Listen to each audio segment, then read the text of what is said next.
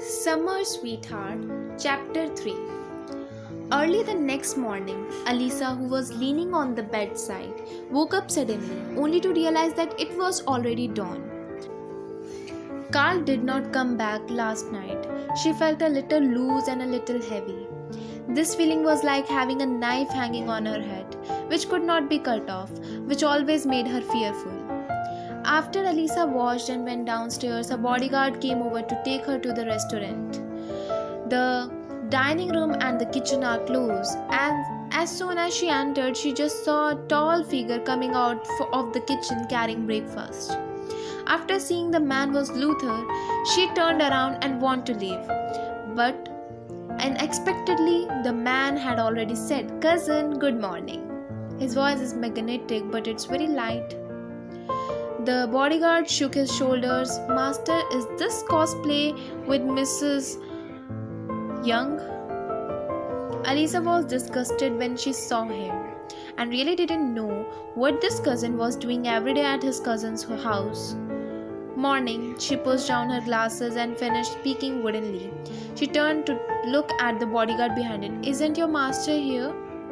The bodyguard carefully glanced at Carl, who was expressionless, but his sculpin opened his eyes and said, "Nonsense. Young master has been unwell recently and he is in the hospital." Alisa looked silly on the surface, but because she was suppressed by Rachel since she was a child, she could not steal the limelight from her brothers and sisters, so she hid her true strength. Such a clumsy lie by the bodyguard naturally couldn't deceive her. But she nodded her head to express understanding. "Oh, can I visit him then? He hasn't been a very inconvenient these days." The bodyguard continued to lie in the good faith. It seemed that Carl disliked her very much and didn't even want to see her. Carl put his breakfast on the dining table and said in a light tone, "Eat breakfast." When Alisa warmed down, she found that there were no servants in the villa, so he made his breakfast. "Why, I am afraid that I will give the medicine." Carl leaned forward and approached her. His eyes were endlessly gloomy and he felt terrified when he looked at it. Alisa stepped back involuntarily. "Thank you for your breakfast, but I am not hungry." After she finished speaking, she hurriedly turned and went out. She met a bodyguard in the lobby who had picked her up yesterday. "Can you please send me down the mountain? I want to go back to my house to get something." When she came here yesterday, she didn't bring anything, so she had to go back to get some clothes and other things. When she came, she noticed that this villa was built on the mountainside and it was a long way to get off car and take the ring road. The bodyguard did not answer her immediately but looked at the place behind her. When she turned her head, she saw Luther following her out some time. He put his hands in the pocket of his suit trousers and walked over in a hurry. "The cousin wants to go home to get something? Just let me take you. Why bother others?" The voice fell and his arm was wrapped around her shoulder. Alisa threw away his hand in disgust. "No need." She didn't understand. The man kept saying that she was ugly yesterday. Why would he pester her like this today? "Madam Young, let young master take you," the bodyguard on the side said aloud in due course. Finally, Luther took Alisa on the way to her home. She leaned against her ear and said, "The feeling on my cousin is pretty good." She was afraid that he would do anything extraordinary, so she had to get herself out of the car.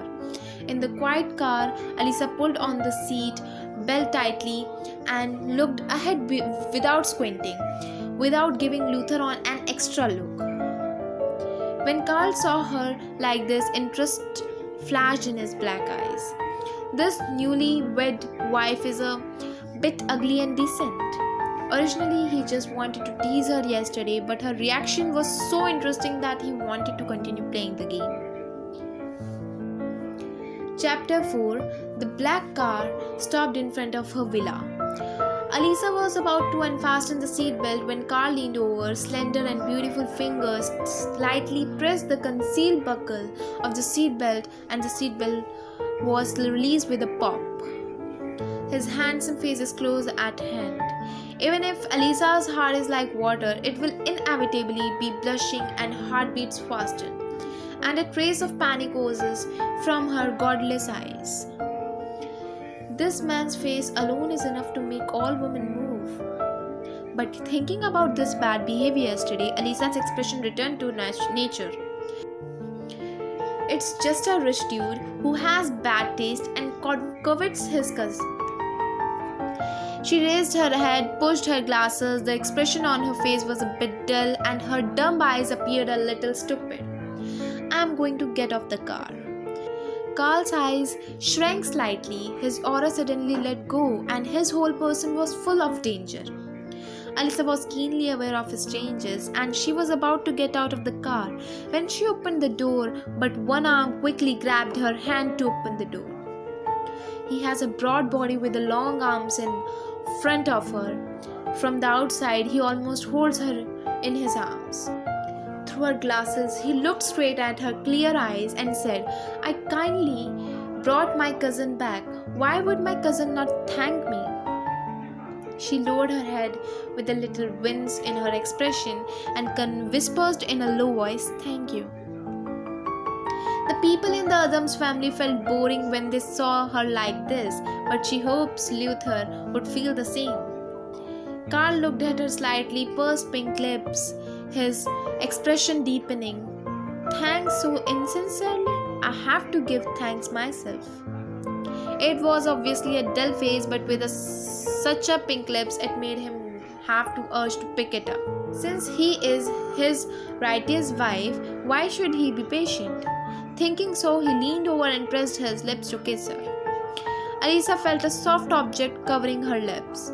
She stared at the magnified face in front of her eyes, dumbfounded, reaching out to push him away, but found that her hands had been tightly clasped by him. Carl was very satisfied with her reaction. He freed her hand and took off her glasses, revealing those clear and bright eyes. In this way, it is much pleasing to the eye. Elisa's cheeks were flushed with heat. This man was so presumptuous, and he dared to assault her at the door of her house. At the end of the kiss, he left her lips intently and said, No glasses are allowed in the future, otherwise I will meet once and kiss once. It's warm and sweet. I want to try again when I have a chance. In the second half of the sentence, he deliberately lowered the volume but increased his tone again, and his eyeballs patrolled her unscrupulously. It was like a fierce beast patrolling its own territory full of encroachment.